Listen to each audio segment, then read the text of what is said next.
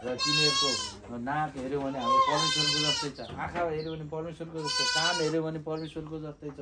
तर हामीले चाहिँ परमेश्वरले त्यत्रो हामीलाई उद्धारको साथ हामीले उहाँको सृष्टिको एउटा रक्षक बनाउनु भयो, तर हामीले चाहिँ उहाँको आज्ञा तोड्यौँ। सबभन्दा ठुलो पाप चाहिँ त्यो गऱ्यौँ।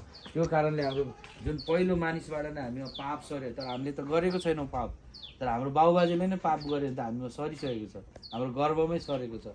तर त्यो पाप कटाउन चाहिँ परमेश्वरले जब पापहरू बढ्दै गयो अनि त्यहाँबाट मानिस चाहिँ अब बेविचार हुँदै गयो, हत्या गर्दै गयो, चोरी गर्दै गयो, अनि त्यहाँबाट अर्काको कुरा र लोभ गर्दै गयो, स्वार्थी हुँदै गयो। आज हेर्नुहुन्छ अहिले संसारमा प्रेम सिलाएको छ, घरमै प्रेम छैन, अन्त कहाँ प्रेम होला र?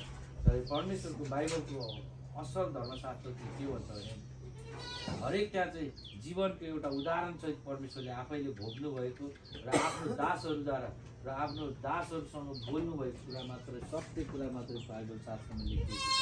अनि हामी चाहिँ भन्छौँ, आज अस्ति पनि एउटा एउटा भाइरल भएको छ एउटा भिडियो, हाम्रो ब्राह्मण जातिमै शताब्दी गर्दाखेरि 70,000ले पुगेन भनेर एउटा भाइरल भएको छ एउटा भिडियो है। अब हामी कतिसम्म छौँ हेर्नु त, त्यही 13 दिन गर्ने कि हामी आज के गर्न खोजेको? एक दिन गर्न पाएँ। शरद गर्दै गर्दा मेरो औँठी देखेको थिएँ नि, छोरा खोलामा औँठी तानेर बाबुले मेरो औँठी झिकेर कसको मारे पक्का बुढाको श्राद्ध अनि यस्तो कुरा छ। अब हाम्रो भाइले पनि हिजो भन्नुभयो, हिजो एउटा के भने पण्डितको थियो बाबुले श्राद्ध गर्दै गयो अनि उसलाई चाहिँ एउटा बन्चरो चाहिएको रहेछ होइन। बन्चरोतिर आएर नि बाहुनले चाहिँ श्राद्ध गर्दै गयो, उसलाई चाहिँ त्यहाँ अड्काएको एउटा बन्चरो देख्नु भएछ। अनि उहाँले चाहिँ भन्नुभयो पालपरेको फलाम चाहिन्छ भने पालपरे फलाम भनेर त बन्चरोमा हुन्छ, फेरि उहाँ पनि बाटो हुनुहुन्छ अर्कै पालपरे ल्याएर हालिदिनु भयो होइन। त्यस कारण यो धर्म कर्म हो, ठिक छ बाबुबाजेले गरे, तर हामीले रीतिले रित्यायो अनि थिचीले चाहिँ थिचेर राख्यो अनि हाम्रो असल कुराहरू चाहिँ गर्न दिएन हाम्रो जीवनमा, बुझ्नुभयो नि। हामी यो इन्डियाले खुट्टाले मोल्छ कि हाम्रो बाबुबाजेले बनाएको कलरहरू अलिक ठिक थियो होला, यो टिका पोते सिन्दुर सबै डुप्लिकेट सामान हो, यसले हाम्रो असल मात्रै केमिकल युक्त छ।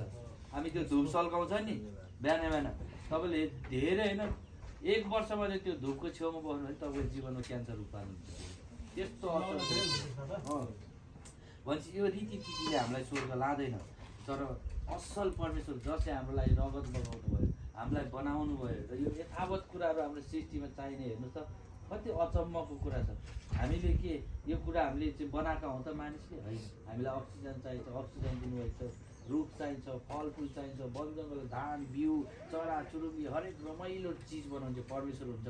तर हामी चाहिँ भन्छौँ शिवले भन होइन, अघि नै लुसिफरको कुरा गर्यो, ऊ पनि एउटा स्वर्गदूत हो, परमेश्वरकै साथमा हुनुहुन्थ्यो। तर पछि चाहिँ उहाँले चाहिँ परमेश्वरभन्दा माथि जान खोज्दा चाहिँ उहाँलाई स्वर्गबाट लात हानेर परमेश्वरले पसाल्नु भएको। र यहाँ चाहिँ उसले बेविचार ल्यायो। अब हामीले भन्यो विष्णुको कति लोक छ अरे, विष्णु मान्ने चाहिँ त्यो लोकसम्म पुग्छ, शिव मान्ने अर्को लोक शिवको लोकसम्म पुग्छ। अब शिवको लोकमा बस्ने मान्छे कस्तो भाङ धतुरो जाँड रक्सी बेविचारी 2-3टा स्वामी ल्यायो भनेपछि यो चाहिँ हाम्रो एउटा दन्ते कथाको रूपमा हो। ती मानिसहरूले चाहिँ हामीलाई पापमा मात्रै पछाडि, तर परमेश्वरले चाहिँ त्यो पापबाट निकालेर तिनीहरूलाई दबाउन नदिए आफै आउनुभयो र हामीलाई शरीर प्राण आत्मा दिएर आफ्नो मृत्युलाई जित्ने एउटै मात्रै परमेश्वर हुन्छ येशू ख्रीष्ट। र हामीले विश्वास गर्छौँ, हामी भन्छौँ कतिखेर दाइ आएसीमा आउला नि, भाइ आएसीमा आउला नि। तर एउटा यो कुरा याद गर्नुहोस्, आज संसारले स्वीकारेको छ 8 अरब जनसङ्ख्यामा चाहिँ 4 अरब चाहिँ आज क्रिस्चियन छन्। सबभन्दा बढी पढ्ने धर्मशास्त्र बाइबल हो, तर सत्य कुरालाई लुकाइएको छ। अनि तपाईँको दाइ के, भाइ के, स्वास्नी के, छरछरी के, भोलि कुनै तपाईँको जीवनमा खिच्रिक्क एउटा रोग लागोस् त कसैले पनि हेर्दैन। उसले नि के भन्छ, आफ्नै श्रीमानले नि जान चर्चमा, अब त भएन हिन्दूमा, अब झाँक्रीले नि भएन, अब डक्टरले नि भएन, चर्चमा जानु बिसो हुन्छ भन्छन् अहिले। तर परमेश्वर हुनुहुन्छ, जीवित हुनुहुन्छ। तपाईँ हामीले यदि पुकार्यो भने उहाँले हामीलाई मृत्युबाट पनि बचाउने परमेश्वर हुन्छ, रोगबाट, बिमार, ऋण, गरिबी, शान्ति, अशान्ति, चिन्ताबाट। हामीले सत्य कुरा नचिनेर चाहिँ हामी चिन्तामा छौँ, आज हामी पिरमा छौँ। तर हामी मात्र होइन, हाम्रो पुस्ता पनि बाँच्नुपर्छ। हाम्रो परमेश्वरलाई हामीले अगाल्यो भने हाम्रो प्रार्थना हामी कसैसँग जानु पर्दैन। हाम्रो गुरुबा पास्टर बुवा हामी सबै मिलेर एकै ठाउँमा बसेर पुकार्ने परमेश्वर, जहाँ 1-2 भएर पुकार्यो भने म त्यहाँ आउँछु भन्ने परमेश्वर। हामीलाई कुनै धूप चाहिँदैन, सिन्दुर चाहिँदैन, टिका चाहिँदैन,